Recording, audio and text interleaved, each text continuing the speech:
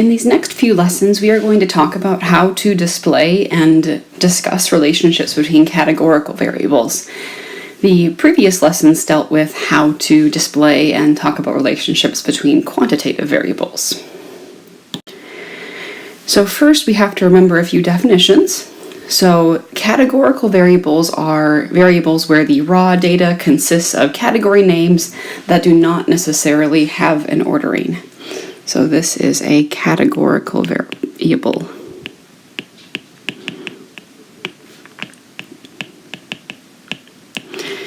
Those could include things like gender,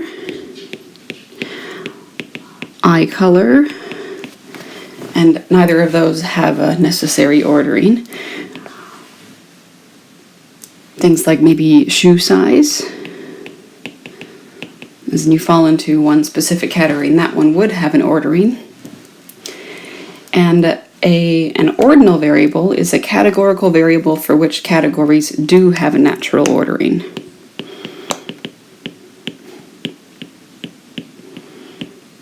So things like shoe size. Another common example would be a rating system.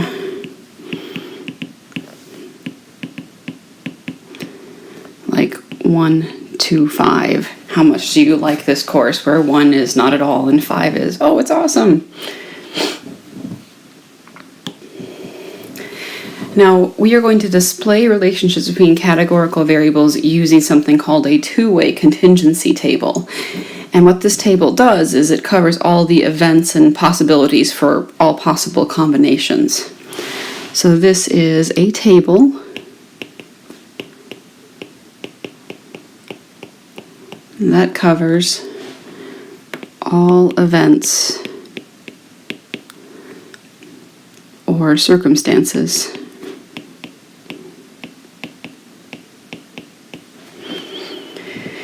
for the combinations of the variables.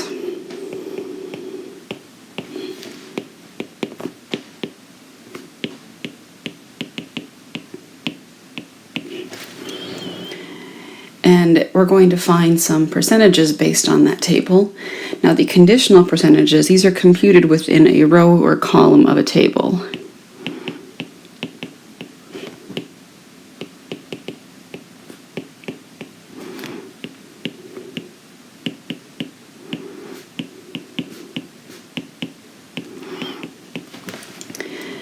And row percentages are what they sound like. You find a percent within a given row. Remember that rows go from side to side. And the column percentages, you find a percent within a given column. Remember, columns go up and down. The best way to explain these row and column percentages is just to find a few. So here we have an example. Each fall, auditions for the band and orchestra are held at a large university, and last fall the numbers of males and females in each class who auditioned were as follows. And you can see in the table that a lot more freshmen auditioned out of any group, and as the students get older, fewer and fewer students audition. So find the row percentage for freshman females and explain what it means. So what the row percentage means you do is you take this freshman female thing right there, that 170, and you find the percentage of the total freshmen that it is, so out of 270.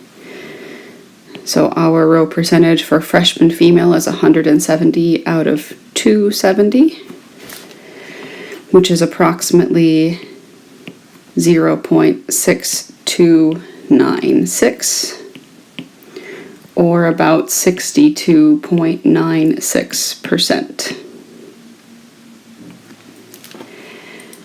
And then what does this tell you? You've taken the percent was computed using the total number of freshmen. So this is the proportion of freshmen who are female. The proportion of freshmen auditioning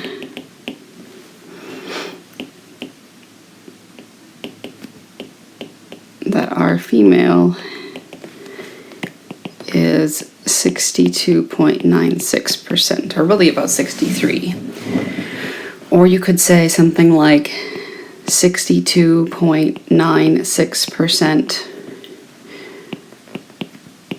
of the freshmen auditioning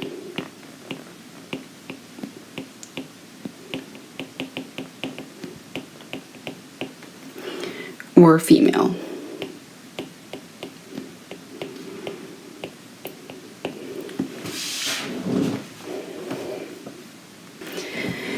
Next, let's find the column percentage for freshman females and explain what that means. So same procedure, except for this time the total you use is that 300, the total for the female column. So this will be 170 out of 300, which is about 0.5667, or 56.67%.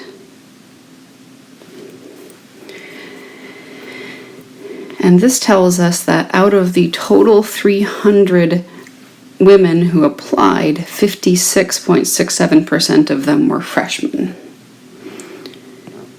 So out of all women who applied, auditioned,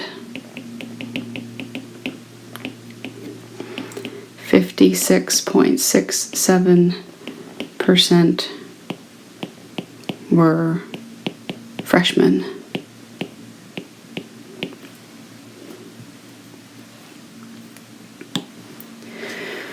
Which class had the highest percentage of female applicants? Support your answers with numbers. So to talk about the percentages in each class who are female, we're going to need to find the row percentages for all classes. So we already did one of them. We knew that in the freshman class we have that this is 62.96% female. We did that in part A. Now for the sophomores, you can see that 50 out of 100 are female, which is really easy to just say, well, that's 50%. For the juniors, we have 60 out of 80. Well, that's 6 out of 8, or 3/4. So 60 out of 80 is 75% female. And for the seniors, we have 20 out of 50, which is 40%.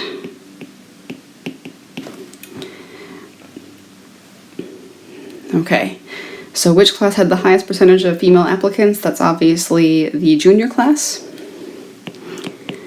So the junior class was the highest with 75%.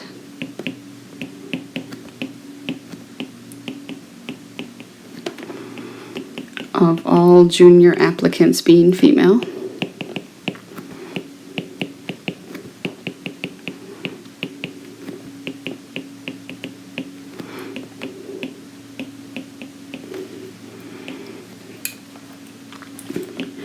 And let's put the other numbers in a sentence.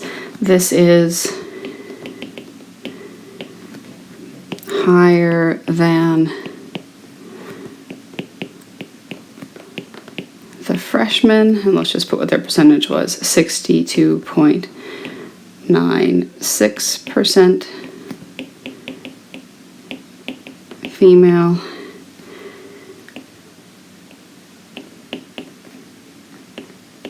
Sophomores, who are 50% female, and seniors.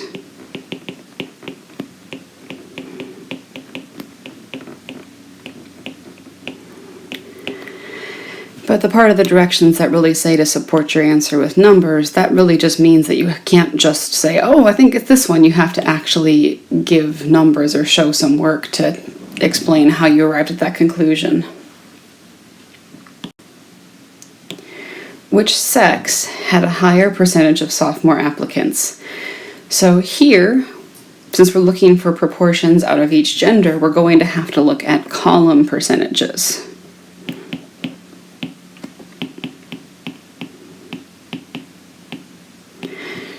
Okay, so for the female group, the number of sophomores in the female group was 50 out of 300 total ladies who applied. That's about equal to 0.1667, which is 16.67%. And for the males, there were 50 out of 200, and you can see right away that that's going to be higher because the denominator is smaller and the numerator is the same as the previous. That's exactly 0.25 or 25%. So the males had a higher percentage of sophomore applicants.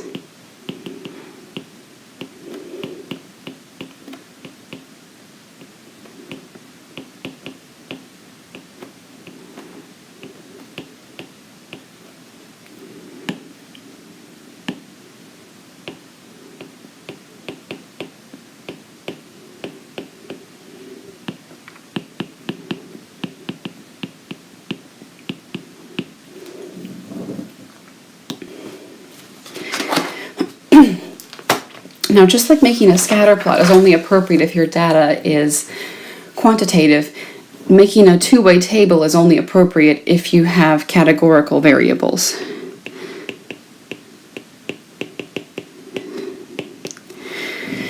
So tell me, are these categories, are they categorical? So is political party and opinion about a new gun control law, are those both categorical variables?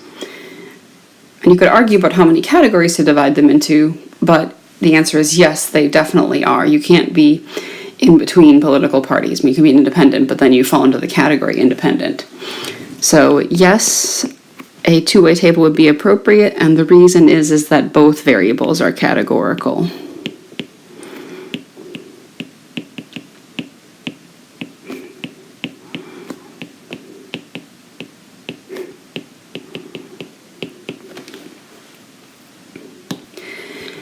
All right, how about weight in pounds and height in inches? In this case, definitely not. And the reason is that both variables are quantitative.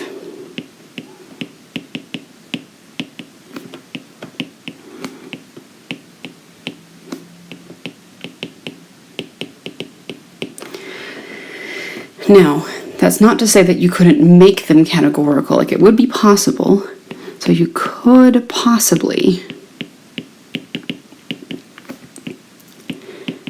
make these variables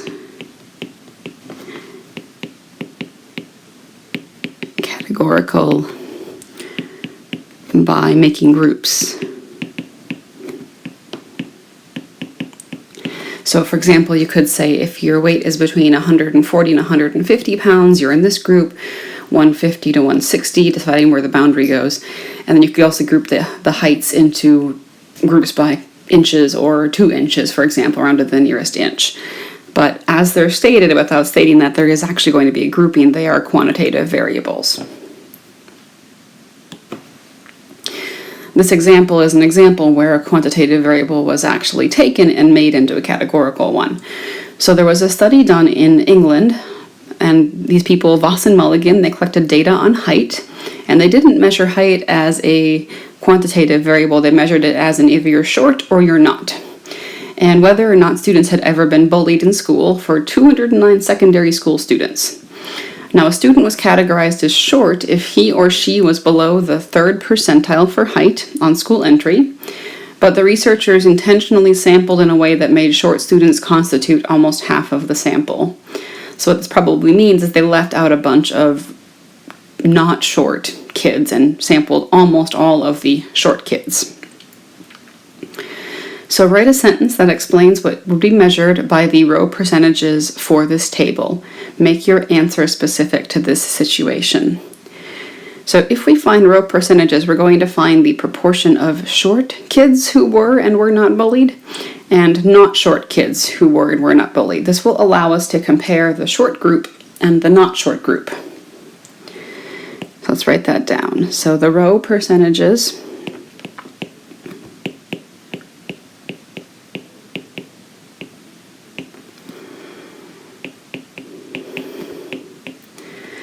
tell us what percentage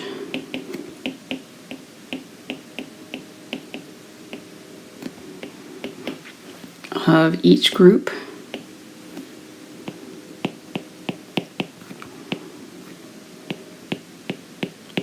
short versus not short are bullied and are not bullied.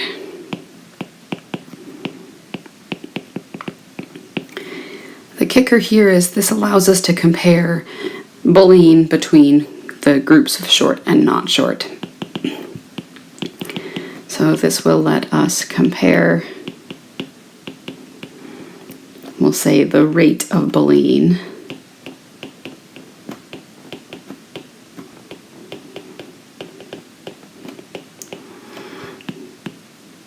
in the short versus not short groups.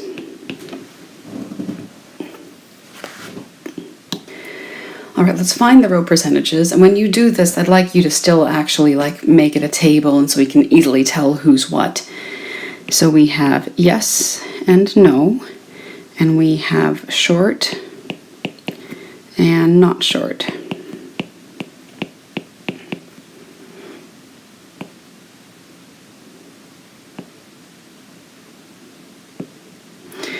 Okay, so to find the row percentage for the yes short, that will be 42 out of 92, which comes out to be about 45.7%. For the no, that will be 50 out of 92, which is 54.3%. And since you're finding a row percentage, the row total should total to 100. For the not short group, just 30 out of 117 said they'd been bullied. That's 25.6%. And 87 out of the 117 said that they had not. That's 74.4%. And at first glance, it does look as if the short kids are getting picked on a lot more than the not short kids. I mean, they're bullied at a rate that's almost 20% higher. And a good way to display that might be with a bar graph. So let's draw a bar graph of those row percentages.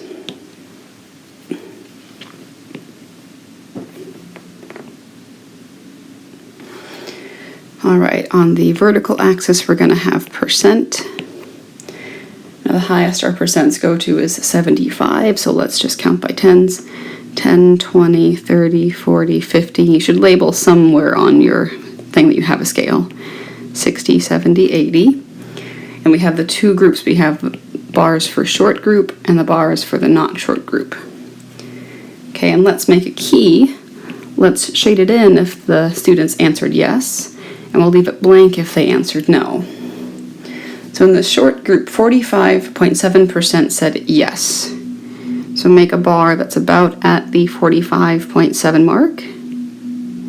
And since those are the yes kids, we'll fill it in. The proportion who said no was 54.3, so just a tad over that. And there's how the short group panned out. Now in the not short group, 25% said yes. And 75% said no. And you can see that there's a pretty big difference there. The bars are pretty even for the short group, almost the same proportion said yes and no, but for the not short group, lots of people said no. So based on the bar graph and the row percentages, does there seem to be a relationship between the height and the likelihood of being bullied? Are you more likely to be picked on if you're short? And I would say yes. There does seem to be a relationship.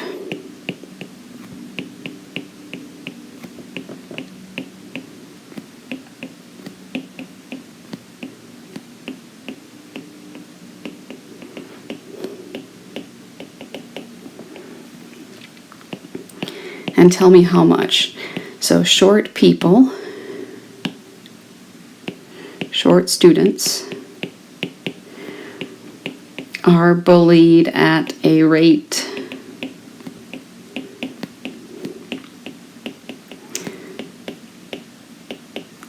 that is how much higher than not short students? I think it was about 20%. That is about 20% higher than not short students.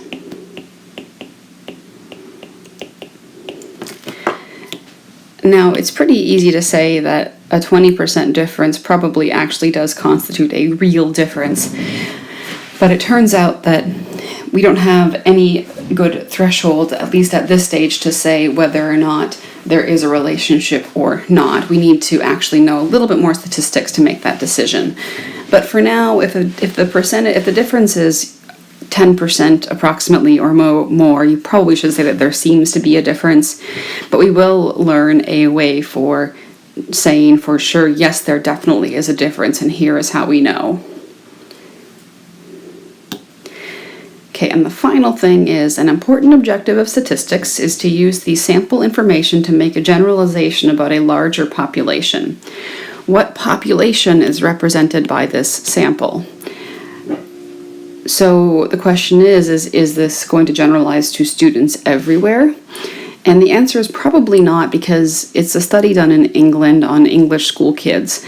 So it probably generalizes to the English school kid population.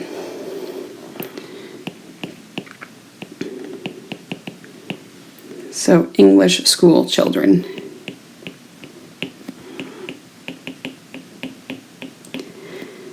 Is probably the population presented.